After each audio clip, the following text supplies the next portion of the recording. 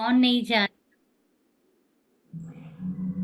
इतने सभी दीदी आपके प्यार से ही जैसे ही सुना तो तुरंत 8:15 से ही जुड़ना शुरू हो गए हैं। और आज कईयों ने अभी मूवी भी चल रही है, द लाइट मूवी देखी होगी। परंतु आज हमारे सामने द लाइट सुधा दीदी, बाबा की वो सुंदर लाइट उपस्थित है। और दीदी आज हमको बहुत सुंदर सुंदर ज्ञान के हीरे मोती देने वाले हैं। बहुत लंबे ज्ञान योग के और विशेष सेवाओं के अनुभव संजोए हुए जीवन में दीदी जी आप न केवल खुद सजे हैं, सजाए रशिया तक को सजा रहे हैं। और हम इतने भाग्यशाली हैं कि आज हम आपके सन्मुख रशिया से डायरेक्ट बैठे हैं और आपसे बहुत सुंदर अनुभव प्राप्त करेंगे। दीदी जी, इसमें मुजफ्फरनगर के भी भाई-बहनें हैं, मोहन हुँ, नगर, राजनगर एक्सटेंशन और हमारे वसुंधरा रंजना बहन की क्लास के भी हैं। हुँ, हुँ। काफ़ी भाई-बहनें इसमें जुड़े हैं दीदी। ओके, मैं देख रही हूँ 100 करीब भाई-बहनें हैं, 100 है, हाँ, वेरी गुड, बहुत अच्छा। मुझे भी बहुत अच्छा लग रहा है क्योंकि मेरे मन में संकल्प तो ये रहता ही है, चाहे मैं रशिया में हूँ, लेकिन ये संकल्प रहता है कि भारत में जो बाबा के बच्चे हैं, पुराने हैं या नए हैं, जो नए नए जॉइन होते रहते हैं, उनके साथ भी कुछ ज्ञान का लेन देन हो और कुछ अनुभवों की शेयरिंग हो, ताकि उससे वो लोग भी थोड़े ही समय में बहुत आगे बढ़ सकें। तो अल्टीमेटली आज मैं समझती हूँ कि संकल्प तो शायद 1 साल से लगभग है, लेकिन अब ये एक आज रियलिटी में आज कन्वर्ट हुआ है। तो इसलिए बहुत बहुत मतलब मैं अपने को भी बहुत खुश समझती हूँ कि ये जो मेरे मन में भी ये भावना है, सेवा की भावना, अपने अनुभवों के लेन देन की भावना, वो साकार इस रूप से भी हो रही है। इसलिए थैंक यू लवली बहन और रूपा बहन और सभी को, सभी भाई बहनों को, कि हम आपस में मतलब आगे बातचीत करते रहेंगे। ओके।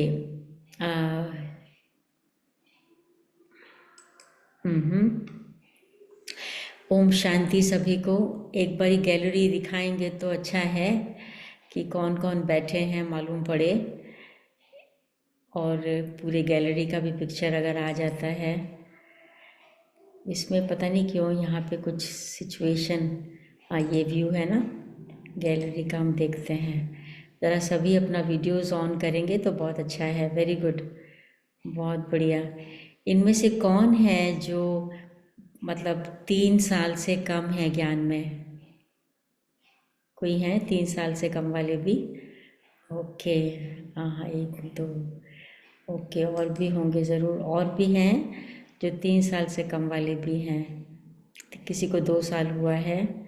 ओके ओके, और भी बताएंगे, और भी कोई है? हाँ, जो 3 साल से कम है ज्ञान में। अच्छा, ओके ओके ओके, बहुत अच्छा, ग्रेट। तो चलिए आज हम अ, किस चीज़ पे बात करेंगे? रूपा बहन ने टॉपिक भेजा था स्व उन्नति की सहज विधि,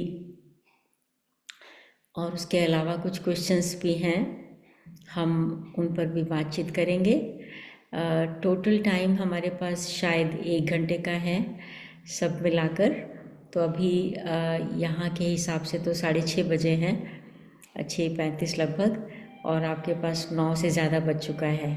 तो हम 10 से पहले पहले ख़त्म करेंगे, क्योंकि बाबा कहते हैं कि 10 से ज़्यादा फिर जो है ना तमो प्रधान समय शुरू हो जाता है। तो इसलिए उससे पहले ही सो जाना चाहिए, और ताकि सवेरे अमृत वेले टाइम पर उठ करके बाबा से शक्तियाँ लेके अपने को भरपूर कर सकें। तो अभी देखिए, जहाँ तक जब हम स्व उन्नति की बात करते हैं तो ये तो सबको बहुत क्लियर ही है, स्व माना ही आत्मा। और आत्म उन्नति की जब बात आती है तो ये भी बहुत क्लियर मैं समझती हूँ सभी को है कि आत्मा अपनी परफेक्ट स्टेज को, या ये कहें कि अपनी जो ओरिजिनल स्टेज है, जो हमारी ओरिजिनल स्टेज है वही हमारी परफेक्ट स्टेज है। तो आत्मा फिर से अपनी ओरिजिनल स्टेज को रीगेन करना चाहती है, जो आत्मा इस सृष्टि चक्र के दौरान इस ड्रामा में अपने अलग अलग पार्ट्स प्ले करते हुए अपनी शक्ति को उसने, आत्मा ने खो दिया, कम होती गई उसकी शक्ति। तो वो परफेक्शन की बजाय आत्मा में कोई डिफेक्ट्स आते चले गए, और जब डिफेक्ट्स आते गए तो आत्मा और अधिक कमज़ोर होती गई, और कमज़ोर होने के कारण से वो आत्मा जल्दी ही कोई भी परिस्थिति आती है, कोई भी, चाहे वो परिस्थिति प्रकृति की तरफ से है, चाहे वो परिस्थिति किसी व्यक्ति की तरफ से क्रिएटेड है, चाहे हमारे शरीर की तरफ से क्रिएटेड है, चाहे वो लौकिक रूप से है या अलौकिक रूप से है, तो आत्मा बहुत जल्दी उससे प्रभावित हो जाती है, अफेक्टेड हो जाती है। यानी उसकी स्थिति जो है आत्मा की, वो थोड़ा सा हिल जाती है। और हम लोग दिन में सवेरे से लेकर शाम तक मालूम नहीं कितनी बार हम ओम शांति शब्द का प्रयोग करते हैं, और हम सबको बहुत अच्छे से मालूम है कि ओम शांति माना मैं आत्मा शांत स्वरूप हूँ।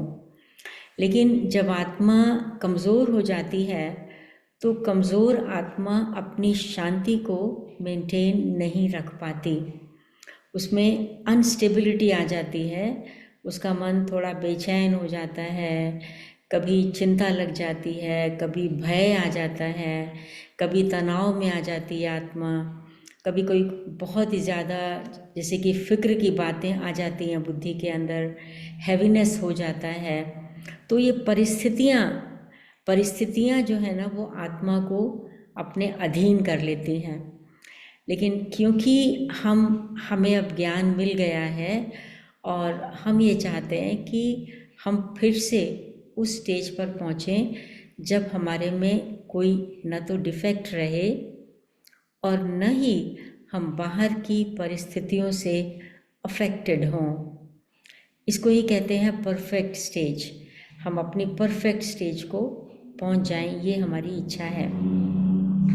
तो उसके लिए मैं आपको कुछ थोड़ी थोड़ी छोटी छोटी बातें ही बताऊंगी जो मेरा अपना पर्सनल अनुभव है, जो, क्योंकि प्रश्न है कि स्व उन्नति की सहज विधि, तो सहज से सहज मुझे जो लगता है वो ये कि मतलब क्लास रोज़ अटेंड करनी चाहिए।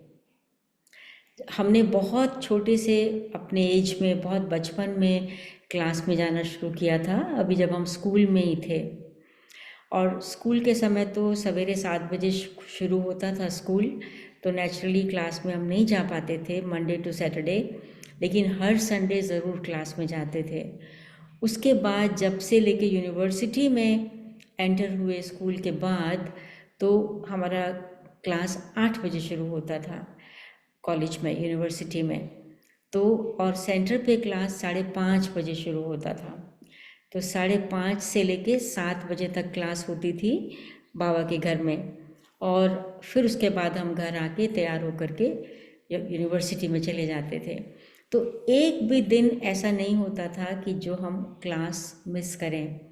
मैं ये बात आपको क्यों बता रही हूँ, क्योंकि क्या होता है कि अभी आत्मा अपनी उस हाईएस्ट स्टेज तक पहुँची नहीं है, उसे पहुँचना है। और परिस्थितियाँ कई प्रकार की आती हैं, कभी मूड में चेंज आता है, मूड में फ्लक्चुएशन होता है, मूड अच्छा नहीं होता, कभी किसी से नाराज़गी होती है, कुछ भी बातें आती हैं, लेकिन अगर हमने ये संकल्प कर लिया है, चाहे कितना भी खराब मूड है, लेकिन मुझे क्लास तो अटेंड करनी ही है, क्लास में मुझे जाना ही है, तो अगर हमने ये मन में सोच लिया है तो उसका रिजल्ट क्या होता है कि हमारी डिटर्मिनेशन जो है ना, दृढ़ता, चाहे मूड ठीक नहीं है, सुन भी नहीं रहे क्लास में बैठ करके, बुद्धि में कई कई और प्रकार के संकल्प ही चल रहे हैं, मन परेशान भी है, लेकिन क्योंकि हमने ये दृढ़ संकल्प किया और उस दृढ़ संकल्प को हमने मेंटेन किया है, और बाबा कहता है दृढ़ता तपस्या है, तपस्या है। तो अगर हम ये एक संकल्प की भी दृढ़ता कर लेते हैं ना, तो बाबा उसकी हमको बहुत रिवॉर्ड देता है, बाबा उसका हमको बहुत हेल्प करता है कि कम से कम बच्चे ने ये संकल्प तो पक्का रखा, ये संकल्प तो पक्का रखा, इसमें तो हलचल नहीं आने दी, चाहे कुछ बुद्धि में गया भी नहीं, लेकिन फर्स्ट स्टेप मुझे लगता है स्व उन्नति का ये है कि हम क्लास कभी भी मिस ना करें। बेस्ट तो खैर मॉर्निंग क्लास ही होती है, लेकिन अगर कोई कारण से हम मॉर्निंग क्लास में नहीं जा पाते हैं अपनी परिस्थितियों के कारण, तो बहनें माताएं भारत में मुझे पता है कि दोपहर को आते हैं, शाम को आते हैं, कोई सवेरे नाश्ते के बाद आते हैं, और भाई लोग फिर शाम को आते हैं, ऐसे क्लासेस, कोई बहनें भी शाम को आती हैं। तो लेकिन जो बेस्ट टाइम है वो मॉर्निंग का टाइम है, जिसको बाबा कहते हैं कि वो सूर्यवंशी आत्मा बनने का टाइम है, और सवेरे सवेरे का टाइम फ्रेश टाइम है। So this is one of the easiest वे, एक स्व उन्नति की सहज विधि ये है, ये मेरा अनुभव कहता है।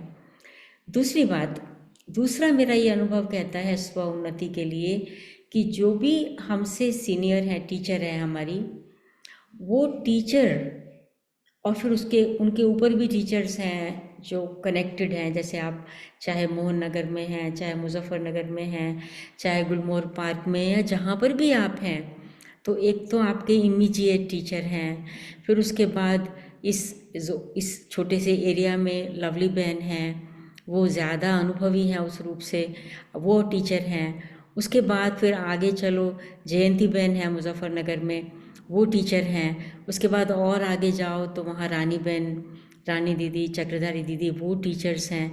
तो जो हमारे जो टीचर्स हैं ना, उन टीचर्स के साथ हमारा कनेक्शन, हमारा संबंध होना बहुत बहुत बहुत ज़रूरी है, क्योंकि बहुत सी बातें ऐसी होती हैं जो शब्दों में नहीं समझाई जा सकती, कभी संकल्प भी नहीं आता है कि इसको बताना है, क्योंकि ऐसे लगता है कि ये तो अंडरस्टूड ही है। तो बहुत सी बातें, मेरा जीवन ऐसा कहता है मुझे कि मैंने बहुत सी बातें जो सीखी हैं वो ऑब्ज़र्व करके सीखी हैं, ऑब्ज़र्व किया है बड़ों को कि वो ये काम कैसे करते हैं। क्योंकि जब हम स्व उन्नति की बात करते हैं तो उसमें केवल ज्ञान की उन्नति की नहीं बात कि मेरा ज्ञान ज़्यादा आ जाए मेरे को, केवल ज्ञान की उन्नति की नहीं कि ज्ञान की गहराई मुझे आ जाए, वो तो है ही है, ये एक सब्जेक्ट है। स्व उन्नति का मतलब कि मेरा योग बहुत अच्छा हो जाए, स्टेबल, स्ट्रॉन्ग, पावरफुल, ये स्व उन्नति है। स्व उन्नति माना मेरी धारणा में इम्प्रूवमेंट हो जाए। हाँ, कल तक मुझे इरिटेशन होता था, बस अब इरिटेशन नहीं होता है, ख़त्म हो गया वो। कल तक हम कोई कामों को पोस्टपोन करते थे और अब हम पोस्टपोन नहीं करते हैं, तो मेरी धारणा में इम्प्रूवमेंट हो जाए। हाँ, तो उसको कहते हैं स्व उन्नति। फिर है स्व उन्नति सेवा में, कि हमें इतना अच्छा ज्ञान समझ में आ गया, इतनी ज्ञान की गहराई आ गई, इतना योग अच्छा लगने लगा, जीवन में इतना व्यवहार में परिवर्तन आ गया कि अब हम औरों के लिए मिसाल हैं, औरों के लिए एग्जाम्पल हैं, हम उनको ज्ञान भी बहुत अच्छा सिखा सकते हैं, समझा सकते हैं। और सेवा की जब बात हम करते हैं तो सेवा में केवल ज्ञान की सेवा की बात नहीं, बहुत सारी बातें होती हैं, बहुत सारी सेवाएं होती हैं, बहुत होती हैं, वैरायटी है ना। तो लेकिन मैंने जो अपने जीवन में सीखा है, बहुत कुछ मैंने बड़ों को ऑब्जर्व करके सीखा है कि वो ये काम कैसे करते हैं। तो अगर हमारा बड़ों से समीप का संबंध होता है, हम नज़दीक होते हैं, तो हमारी उन्नति होना बहुत आसान हो जाता है। ऐसा मेरा अनुभव है। तो आप सोचेंगे कि कैसे हम बड़ों के नज़दीक जाएं। एक होता है हमारा समय अपने प्रकार का था, कैसे हम लोग नज़दीक आए। लेकिन आपके लिए हम ये कहेंगे कि एक ज़्यादा नहीं तो कम से कम वीक में एक बार, 15 दिन में एक बार, महीने में एक बार, कभी ना कभी 10-15 मिनट का टाइम बड़ों से ले लेना चाहिए कि हम बात करना चाहते हैं, कैसे हम पुरुषार्थ कर रहे हैं, इस पुरुषार्थ में आप हमको कोई गाइडेंस देना चाहेंगे तो ये हमको प्रश्न है, इस प्रश्न का हमको उत्तर समझ में नहीं आ रहा, तो ये प्रश्न का उत्तर, या हम इस बात को ऐसे समझते हैं लेकिन फैक्ट क्या है, समझना कैसे चाहिए। तो यानी अपने दिल का हालचाल हम बड़ों के सामने रखते हैं, और बड़ों के चाहे हमको कोई प्रश्न भी नहीं है, कोई कन्फ्यूजन भी नहीं है, बस सिर्फ न्यूज़ दे दिया, जिसको बाबा कहते हैं ना कि जो छोटे बच्चे होते हैं ना, वो स्कूल से जब घर आते हैं तो वो अपनी मम्मी को सब कुछ बताएंगे कि वो उस बच्चे के साथ लड़ाई हो गई, उसके साथ हमने बॉल खेला, वो मेरी बॉल फट गई, ये हो गया, वो गया, छोटी छोटी बातें भी, वो मेरा कागज़ उसने ले लिया, वो मेरा पेंसिल चोरी हो गया, वो मेरे को उसने पेंसिल गिफ्ट दे दिया, वो इतनी इतनी बातें भी अपनी मम्मी को आके बताते हैं। तो मम्मी के क्लोज अपने को फील करते हैं। तो हम भी बाबा के बच्चे हैं, तो हमारे अपने दिल का हाल जब हम बड़ों के सामने रखते हैं तो हम बड़ों के समीप आ जाते हैं, और बड़ों के समीप आने से फिर हमको बाबा के समीप आना भी कंपैरेटिवली ज़्यादा आसान होता है, ये हमारा अनुभव कहता है। ये दूसरी बात है स्व उन्नति के लिए। पहली बात, कभी क्लास मिस नहीं करें, और नंबर 2, बड़ों से अपना संबंध बहुत अच्छा रखें। अगर कभी कोई कारण से मान लीजिए बड़े ने, किसी टीचर ने आपको डांट भी दिया, तो उसके कारण से संबंध तोड़ नहीं लेना चाहिए। हाँ, अगर हो सकता है कि उनको कोई मिसअंडरस्टैंडिंग हुई है, उसकी वजह से किसी ने मुझे कुछ कह दिया, मुझे कुछ बोल दिया, तो उसको क्लैरिफाई कर सकते हैं।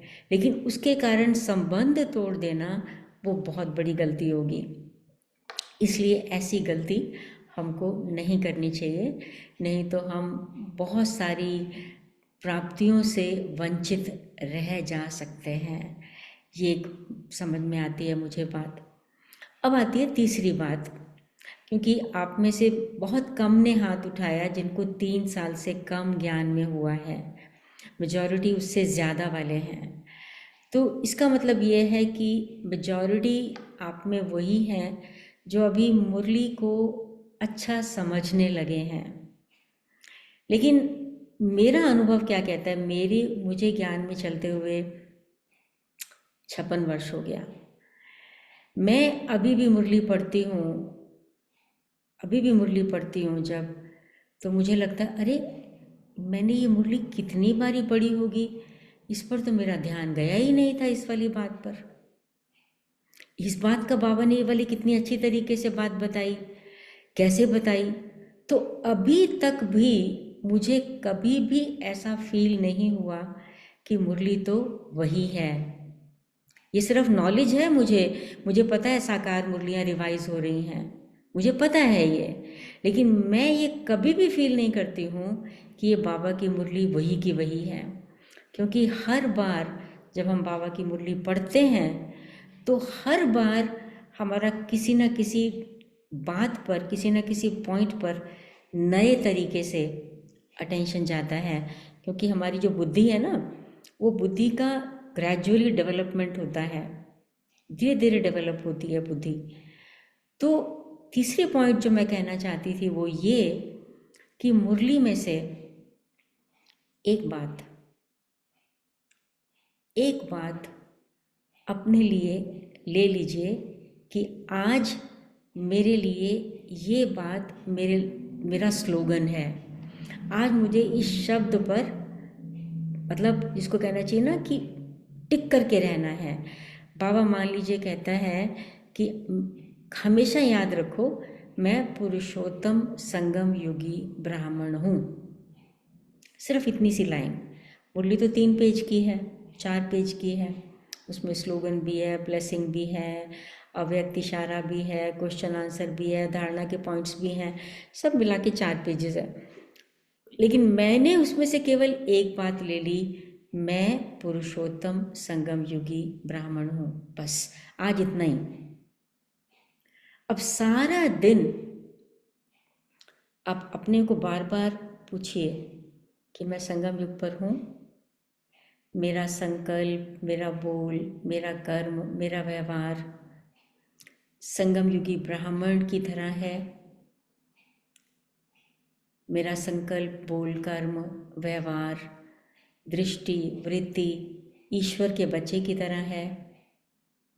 बार बार हर आधे घंटे के बाद, 1 घंटे के बाद, 2 घंटे के बाद मैं अपने से पूछूं कैसे रहा, कैसे गुजरा ये वाला आधा घंटा, कैसे गुजरा ये वाला 1 घंटा। मैं संगम युगी रही मैं आत्मा, या कभी कभी मेरा पाँव कलयुग में चला गया। कहीं मेरा कलयुगी सोचने का तरीका तो नहीं था, मेरा बात करने का तरीका कहीं कलयुगी तो नहीं था, मेरा कर्म करने का तरीका कलयुगी तो नहीं था।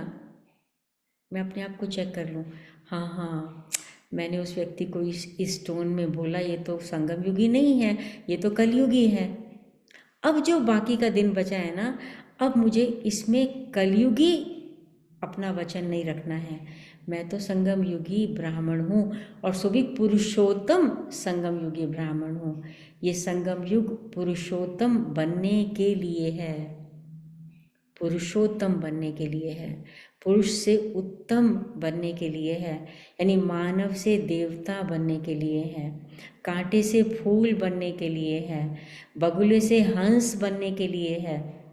मैं पुरुषोत्तम संगम युग पर हूँ।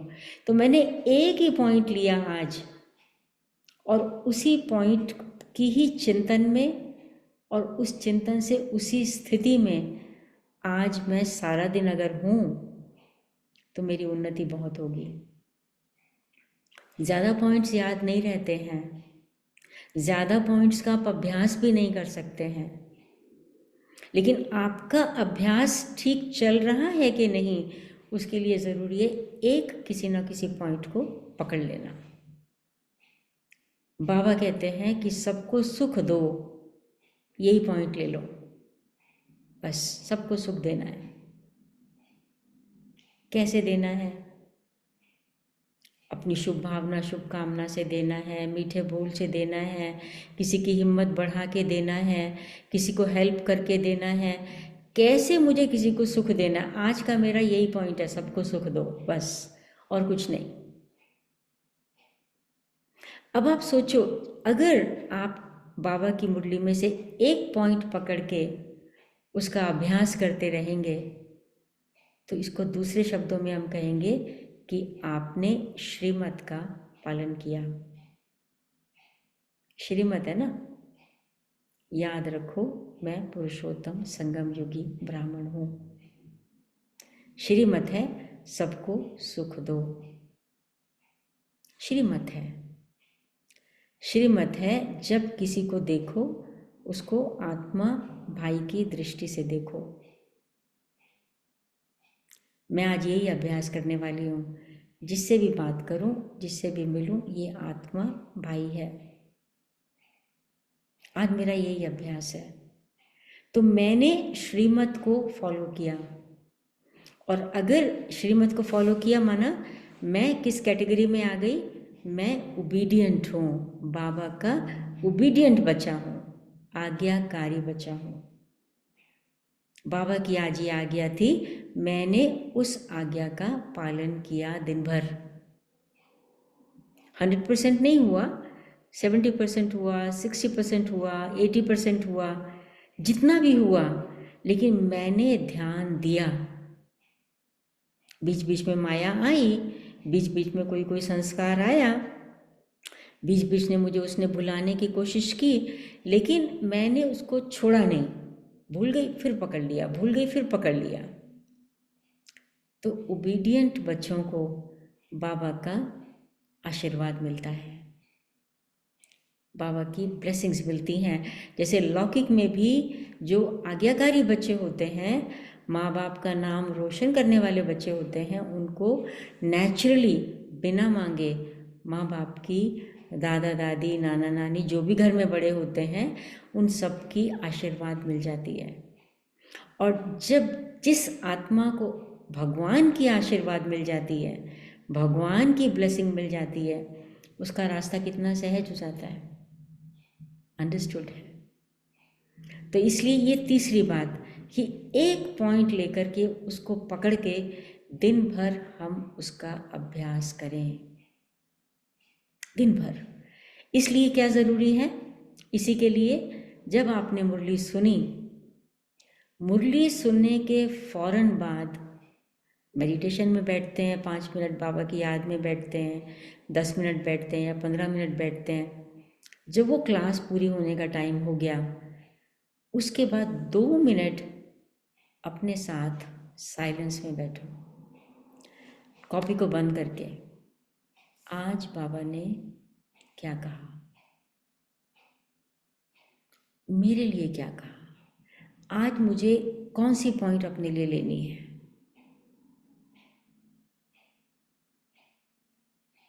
बस फिक्स कर लो उसको अपने मन में।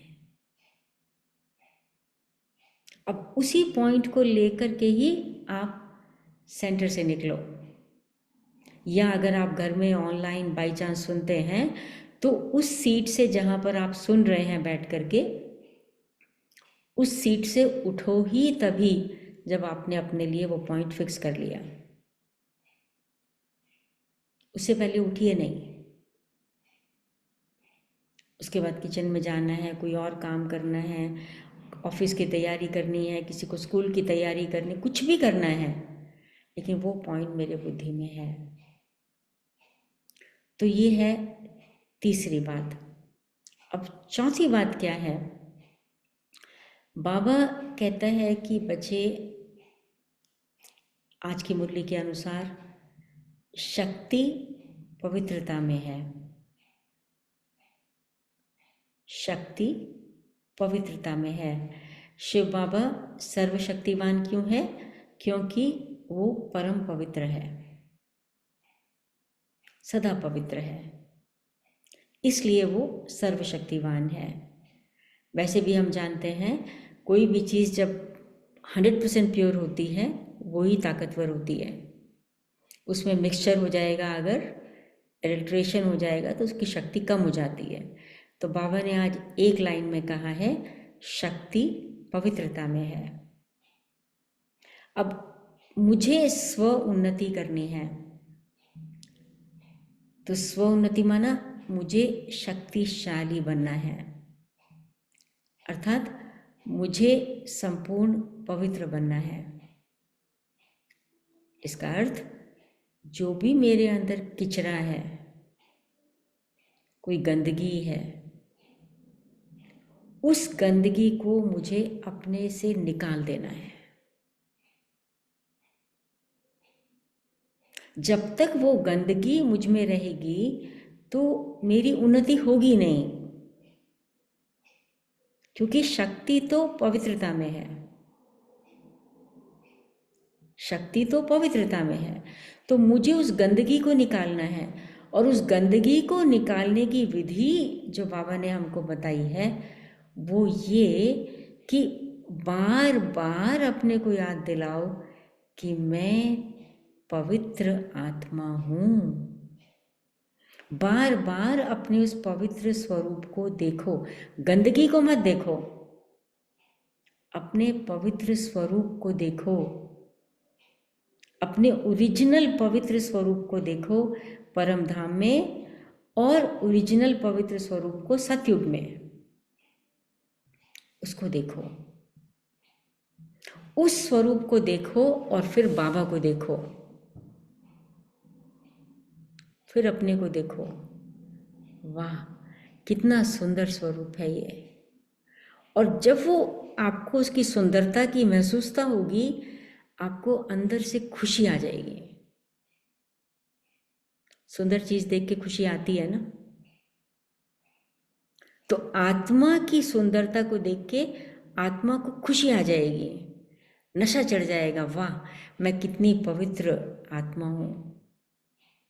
अब उस खुशी और नशे में वो जो गंदगी है ना, छिपी हुई कोनों कोनों में कहीं ना कहीं, वो गंदगी भस्म होना शुरू हो जाती है।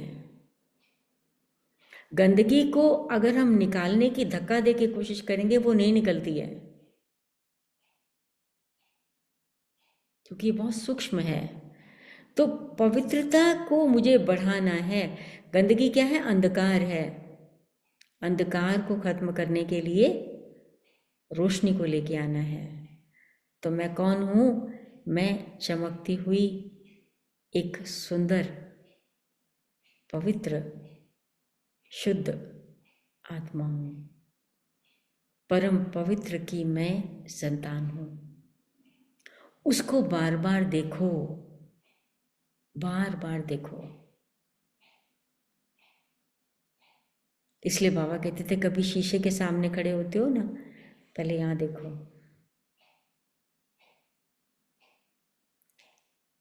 अब आत्मा यहाँ तो नहीं है, इस लेवल यहाँ तो नहीं है ना, बाहर तो नहीं है, आत्मा अंदर है, अंदर ब्रेन के अंदर है, लेकिन इस लेवल पर है। इस लेवल पर ब्रेन के अंदर है आत्मा। तो इसलिए अपनी दृष्टि को अंदर ले जाओ और देखो, वहाँ आपके ब्रेन में लाइट है। वो आत्मा की लाइट से सारा ब्रेन जैसे प्रकाशित हो गया। उसको देखो, महसूस करो वो डबल लाइट स्टेज, हल्कापन और प्रकाशित स्वरूप। तो वो गंदगी आत्मा की निकलना शुरू हो जाती है। और जितना गंदगी निकलती है आत्मा में से, उतना आत्मा की शक्ति बढ़ती जाती है। और उसकी पहचान क्या है? शक्ति जितना बढ़ती जाती है, तो परिस्थितियों में आत्मा अपनी स्थिति को अचल और अडोल रख पाती है। शक्तिशाली स्टेज, ये फुलनेस, जैसे कोई बर्तन फुल हो तो वो हिलता नहीं, खाली होता है तो हिलता है, आवाज आती है। तो शक्तिशाली स्टेज आत्मा की फुलनेस की स्टेज है। जब वो फुलनेस की स्टेज आती है तो हलचल नहीं होती है। ये उसकी पहचान है। और अगर छोटी छोटी बातों में मेरे को गुस्सा आ जाता है, परेशानी की महसूसता होती है, चिड़चिड़ापन आ जाता है, चिंता लग जाती है, मतलब कुछ छोटी छोटी बातें मुझे तंग कर देती हैं, समझ में आता है कि अभी बहुत काम करना है अपने ऊपर, अभी बहुत काम करना है। हिम्मतहीन तो हम तब भी नहीं होते हैं, लेकिन ये हमको लेसन मिल जाता है कि अभी बहुत काम करने की ज़रूरत है। तो ये है चौथी बात, अपने स्वरूप को, अपने ओरिजिनल स्वरूप को बार बार देखो। और लास्ट पांचवी बात कौन सी है? कि मतलब जब आपको अपने स्वरूप का आभास होने लगेगा, तो बाबा के नज़दीक जाना आपके लिए बहुत आसान हो जाएगा। योग का आनंद आपको आने लग जाएगा। एक गीत है ना कि बहुत पुराना सॉन्ग है, आप में से कोई जो बुजुर्ग हैं वो जानते होंगे उसको, कि तेरे मन में पाप है जो तुझे भगवान से दूर रखता है। जब कोई कहता है ना कि मेरा योग नहीं लगता, इसका मतलब यह है कि आत्मा में अभी कुछ इतनी ज़्यादा गंदगी है कि आत्मा नज़दीक जा नहीं पा रही है भगवान के, उसको उसकी महसूसता नहीं हो रही क्लोजनेस की, उसको उसका आनंद नहीं आ रहा अभी। तो इसका मतलब ये है कि अभी बहुत काम करना बाकी है। तो ये जो आत्मा ने जन्म जन्मांतर पाप किए ना, तो वो जमा हो गए आत्मा के अंदर। अभी उसको वो कहता है कि तेरे मन में पाप है, इसलिए तू नहीं जा पा रहा भगवान के नज़दीक। ये तेरे पाप ही तेरी ये दीवार है, और कोई दीवार नहीं है। तो जब ये गंदगी कम होना शुरू हो जाती है, आत्मा शुद्ध स्थिति पर पहुंचने लग जाती है, तो ये परमात्मा के नज़दीक, बाबा के नज़दीक आत्मा पहुंचने लगती है। आत्मा को योग का आनंद आने लगता है, और जब आत्मा का योग का आनंद आने लगता है तो आत्मा की शक्ति फिर नेचुरली और बहुत बढ़ जाती है। आत्मा के बाबा के नज़दीक आ गई तो इससे बढ़ के और कौन सी उन्नति होगी। तो ये 5 स्टेप्स प्रोसेस है।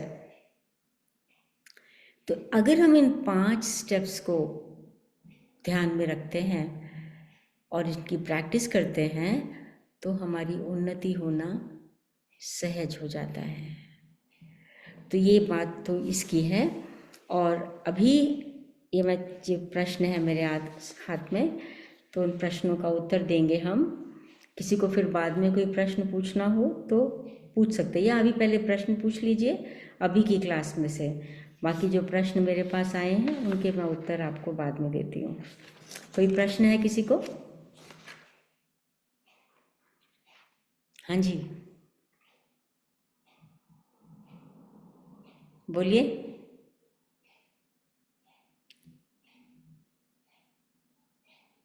माइक्रोफोन ऑन करना। हाँ जी, ओम शांति दीदी। ओम शांति। में बार बार ये आ रहा है भाई भाई की दृष्टि का अभ्यास करने के लिए। तो जब मैं भाई भाई की मतलब भ्रिकुटी की तरफ देख कर जब बात करता हूँ, तो फिर ध्यान जो है उनकी बातों पे नहीं जा पाता है। हम्म फिर जैसे लगता है अपसेंट माइंड हो गया है, हम्म और फिर से उनको रिपीट करने के लिए बोलना पड़ता है कि तो ये क्या है, मतलब कुछ नहीं समझ में आता है। मतलब अच्छा, हाँ, ये क्या है कि आप क्योंकि अभी अभ्यास नहीं है ना आपको, तो उसमें क्या है कि आपको ऐसा नहीं है कि देखना भ्रिकुटी की ओर है। ये आँखें तो आँखों की तरफ देख, जब हम किसी से बातचीत करते हैं तो उसके जनरली आँखों की तरफ ही देखते हैं, उस व्यक्ति से बात करते हैं जब हम। और अगर हम बात कर रहे हैं तो नेचुरली बात पर तो अटेंशन देना पड़ेगा, परंतु हमारी स्मृति में ये होना चाहिए जब कि मैं आत्मा इस आत्मा से बात कर रही हूँ।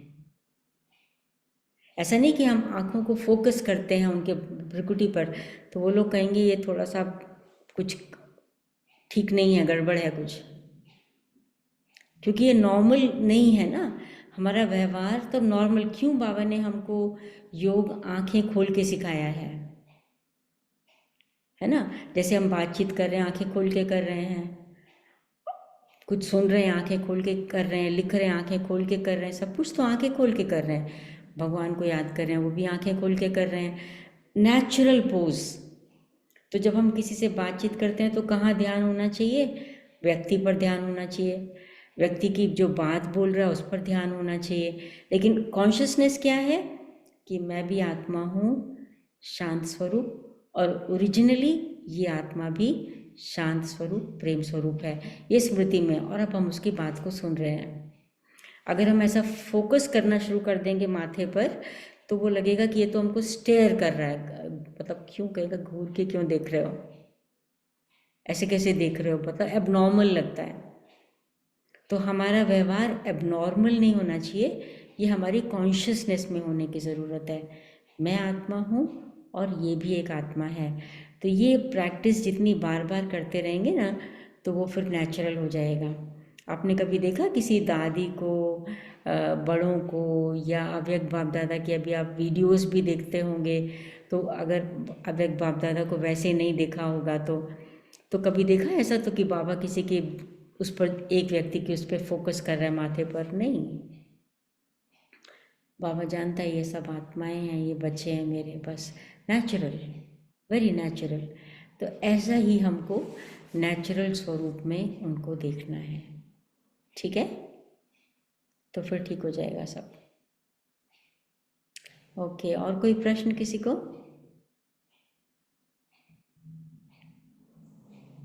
बस, और कोई नहीं ना किसी को?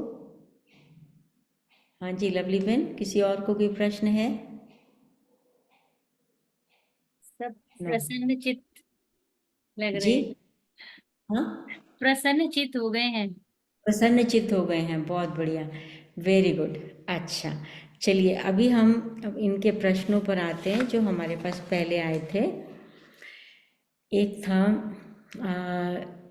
क्या अपने आप की देखभाल करना, जैसे बालों की, चेहरे की, शरीर की, ये भी देहभान में आता है? देखिए क्या है कि आत्मा शरीर के साथ अपने को एक्सप्रेस करती है ना, तो अगर हम बालों की या चेहरे की या शरीर की केयर नहीं करेंगे तो शरीर आत्मा को धोखा दे देगा। एक होता है कि भाई बालों की केयर इस प्रकार की कि व्यक्ति समझ रहा है कि मैं बहुत ब्यूटीफुल लगूं तो मैं हेयर सलून में जाऊं, अभी मेरी आयु बड़ी हो गई, बाल वाइट हो गए हैं तो इनको थोड़ा सा चलो डार्क कर लेते हैं, कलर कर लेते हैं तो ज़्यादा अच्छा हो जाएगा, तो ज़रा हम सुंदर लगेंगे। तो उसका ध्यान इस रूप से है, चेहरे को सुंदर बनाने पर ध्यान बहुत रहता है, शरीर को सुंदर, मतलब कॉन्शियसनेस रहती है। एक होता है मतलब सुंदर दिखने के लिए, ताकि लोगों को एक इम्प्रेशन मेरी सुंदरता का पड़े, वो देभान है। लेकिन अगर हम सेवा के लिए, और जिसको बाबा कहते हैं कि वो तो ध्यान रखना ज़रूरी है, शरीर का, चेहरे का भी।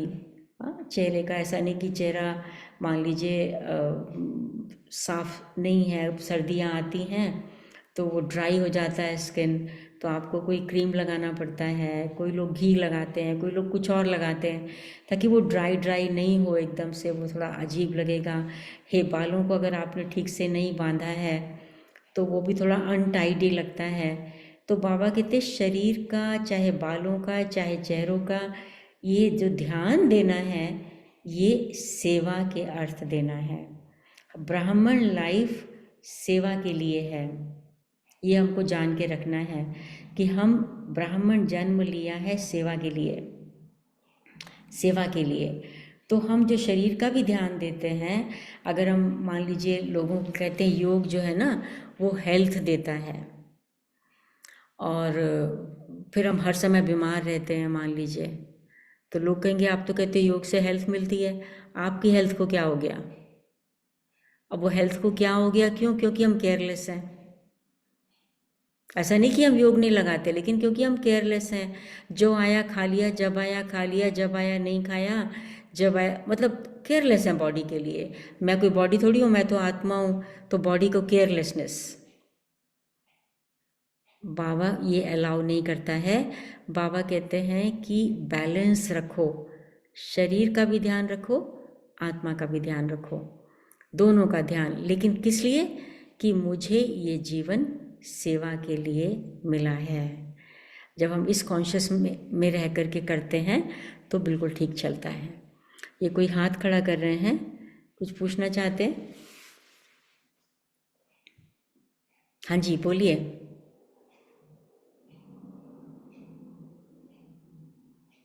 दीदी ओम शांति। दीदी लास्ट में 5 स्टेप्स प्लीज रिपीट कर दीजिएगा, मेरी इसमें वॉइस चली गई थी।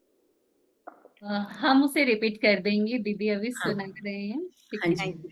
जी। अच्छा, दूसरा दूसरा प्रश्न है, अगर ऑफिस में कोई आत्मा हमसे जलती है या चिढ़ती है और हमारे कार्य में बाधा डालती है, हमारी जॉब छुड़वाने का भरसक प्रयास करती है, तो ऐसी आत्माओं से हम कैसे बचें? कृपया बताएं।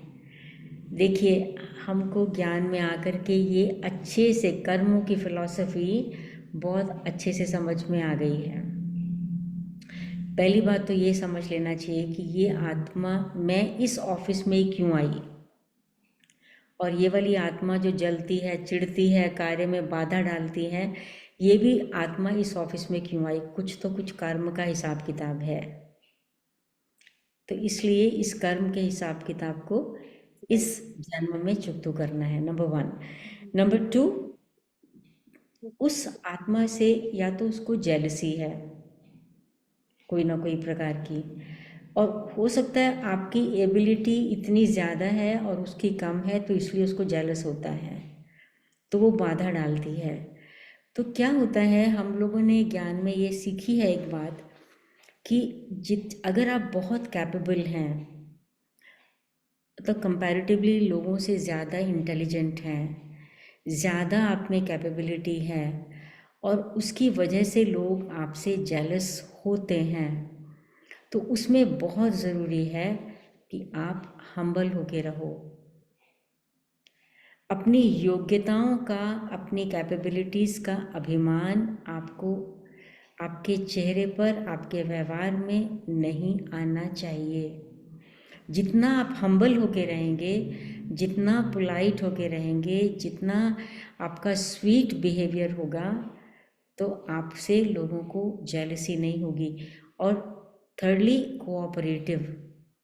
अगर कोई व्यक्ति आपसे कुछ हेल्प के लिए पूछता है, तो एज़ पर योर टाइम, जितना आपके पास टाइम है, एनर्जी है, तो थोड़ा सा उनको कोऑपरेट करने में भी अगर हम एक स्टेप लेते हैं, तो उनकी जो ये जेलसी की या नेगेटिव जो भी फीलिंग्स हैं, वो फीलिंग्स हम ख़त्म कर सकते हैं।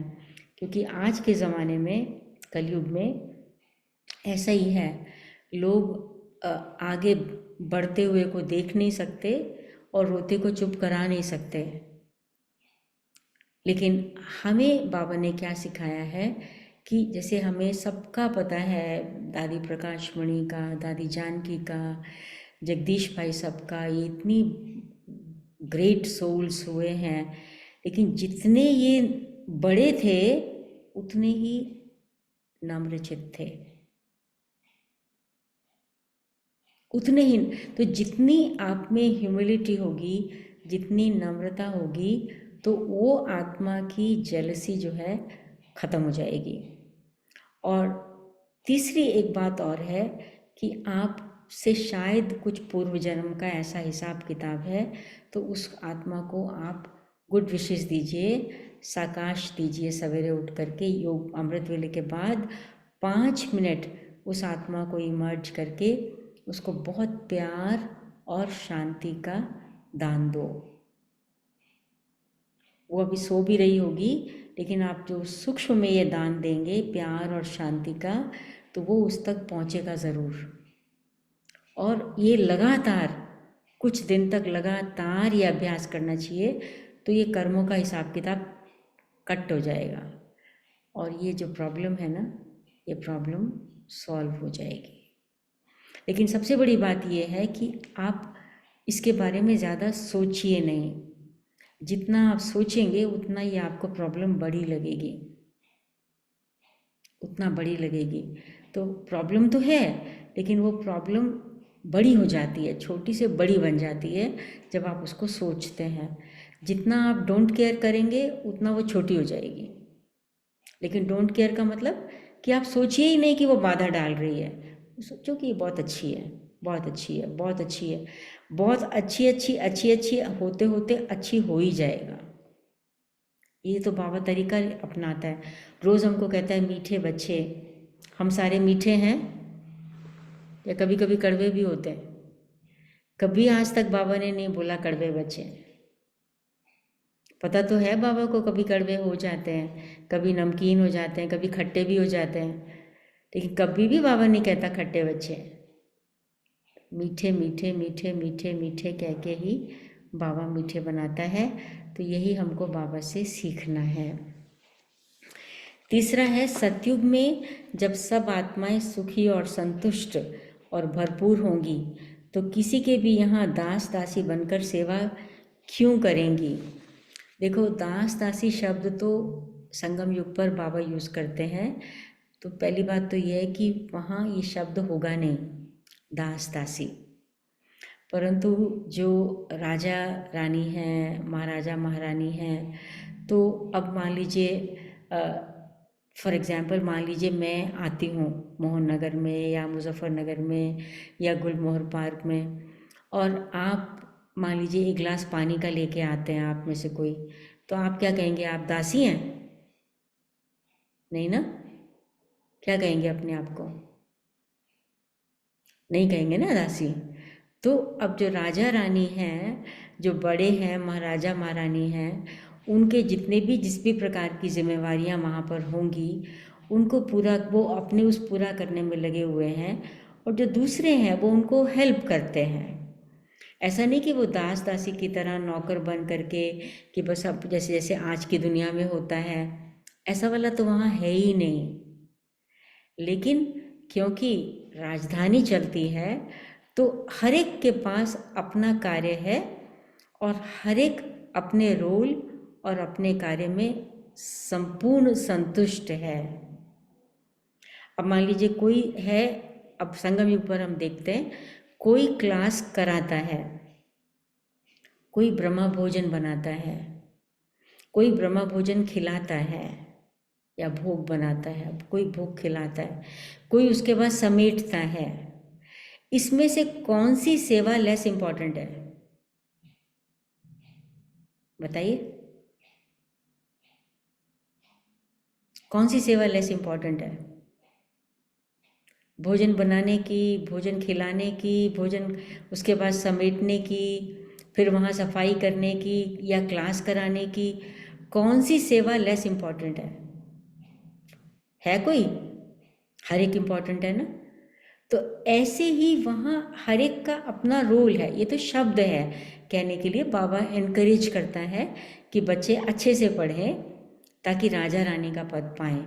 बाकी वहाँ हर आत्मा अपना रोल बेस्ट प्ले कर रही है और बहुत खुश है, और हर एक का रोल बहुत बहुत बहुत इम्पॉर्टेंट है, बहुत इम्पॉर्टेंट है। अब क्लास में मान लीजिए क्लास आते कोई आके माइक रखता है, उसको और कुछ नहीं करना, और कोई वहाँ पर जाके उसको ऑन कर देता है, एम्पलीफायर को, स्पीकर ऑन हो गया, सब कुछ ऑन हो गया। किसी ने लाइट ऑन की, red light white light on की। अब कोई कहे कि ये तो छोटी सी बात है, लेकिन ये इम्पॉर्टेंट है कि नहीं? टाइम पर उसने रेड लाइट ऑन की, टाइम पर सॉन्ग प्ले किया, टाइम पर वाइट लाइट ऑन की, तो ये इम्पॉर्टेंट है कि नहीं? अब कोई कहेगा ये दास दासी है, वो भरपूर है, वो क्यों करे लाइट को ऑन, वो अपने में ही भरपूर है, वो बैठा रहे ऐसे ही। नहीं, इस जन जो हमारा जिसको कहते हैं कि एक कार्य है सतयुग स्थापन करने का, उसमें हर एक आत्मा अपना इम्पॉर्टेंट रोल प्ले कर रही है। ऐसे ही सतयुग में, सतयुगी राजधानी को चलाना है तो कोई इस प्रकार से रोल प्ले कर रहा है, कोई उस प्रकार से रोल प्ले कर रहा है। तो इसलिए दास दासी का शब्द तो वहाँ होता नहीं, ये तो बाबा अभी यूज़ करते हैं बच्चों को एनकरेज करने के लिए कि बच्चे अच्छे से पढ़ें और महाराजा महारानी जैसा स्टेटस उनको मिले। बाकी सुखी तो वहाँ नेचुरली संतुष्ट और सुखी और भरपूर, मोर देन एनफ हर एक के पास होगा। अच्छा, फिर एक और प्रश्न, मेरा मन मेरे काबू में नहीं रहता, बार बार अच्छाई बुराई में धक्के खाता जा रहा है, मुझसे संबंध भी नहीं निभते हैं, मैं क्या करूं? मैं समझती हूँ आपको उसका उत्तर क्लास के दौरान मिल गया होगा कि आप जो ये 5 स्टेप्स की प्रैक्टिस है ना, उसको करना शुरू कर दीजिए। हाँ, तो जो 5 स्व उन्नति के स्टेप्स हैं उसको करेंगे तो आपका मन भी आपके काबू में आ जाएगा, भटकेगा नहीं, और आपके अंदर परिवर्तन आएगा, तो संबंध भी आपके अच्छे हो जाएंगे। क्योंकि संबंध निभाने का मतलब ये है कि कभी कभी क्या होता है, जैसे मान लीजिए बाबा कहते हैं कि और सब संग तोड़ एक संग जोड़ो। अब मैंने इस बात को समझा अच्छे से, मतलब क्या है, अब मेरे को किसी से संबंध नहीं रखना, मेरे को कोई नहीं जाना आना, किसी की शादियाँ होती रहे मेरे को नहीं जाना, किसी के यहाँ कुछ और प्रोग्राम है वहाँ नहीं जाना, मेरे को संबंध नहीं। हमको ज्ञान को भी अच्छे से समझना है। और संग तोड़ माना और संग अटैचमेंट को तोड़ो, मोह को तोड़ो, संबंधों को नहीं तोड़ना है। संबंध तो हमें उनकी सेवा करनी है। बाबा कहते हैं चैरिटी बिगिंस एट होम। अगर हम संबंध तोड़ देंगे तो हम उनकी सेवा कैसे करेंगे? तो संबंधों को तो इसका कारण क्या होता है, नहीं निपते हैं। कभी कभी हम ज्ञान को ही नहीं समझते ठीक से, बाबा के शब्दों को लिटरली ले लेते हैं, उसका अर्थ नहीं समझ पाते हैं, गहराई क्या है उसकी। तो बाबा कहते हैं मोह को तोड़ो। बाकी शिव बाबा खुद प्यार का सागर है, हमको क्या वो सन्यासी तो नहीं बनाएगा ना कि तुम सबसे अलग हो जाओ।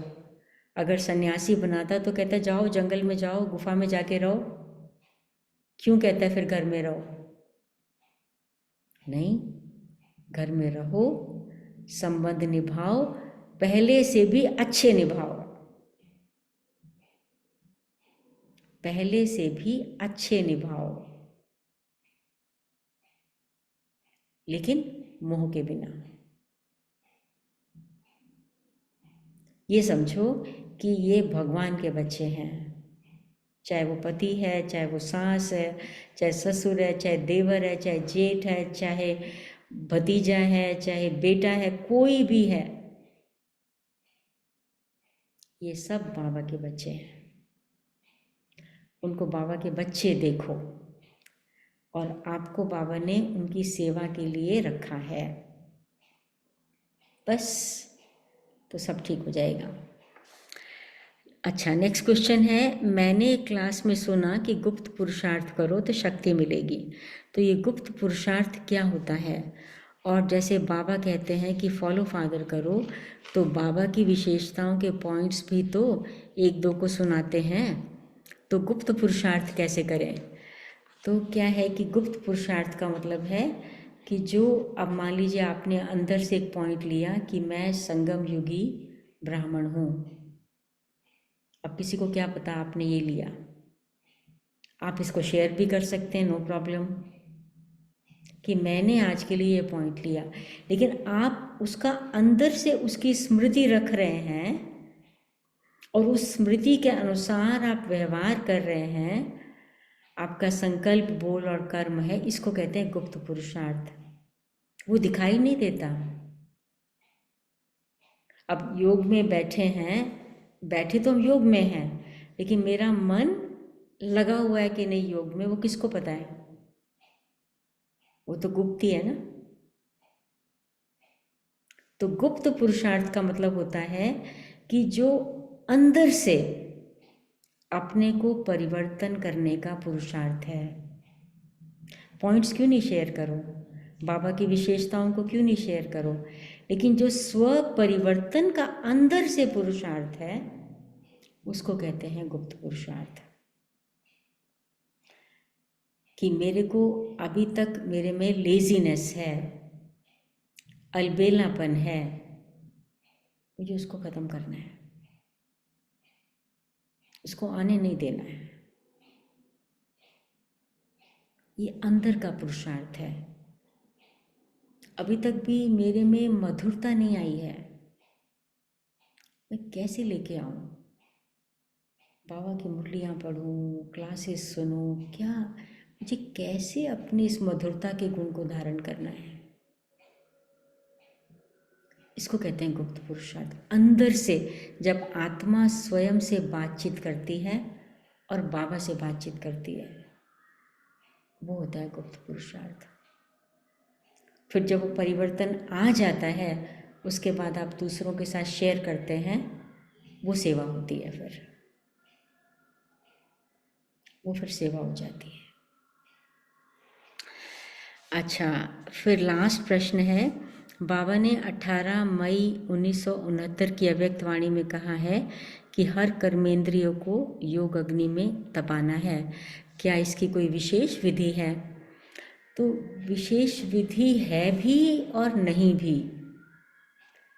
एक कॉमन विधि तो है कि जितना जितना ज्ञान योग की गहराई में जाएंगे तो कर्मेंद्रियों में शीतलता, यानी कर्मेंद्रियों की चंचलता खत्म हो जाएगी। आंखें धोखा नहीं देंगी, कान धोखा नहीं देंगे, ज़बान धोखा नहीं देगी, हाथ धोखा नहीं देंगे, कोई भी कर्मेंद्रिय हमको धोखा नहीं देगी।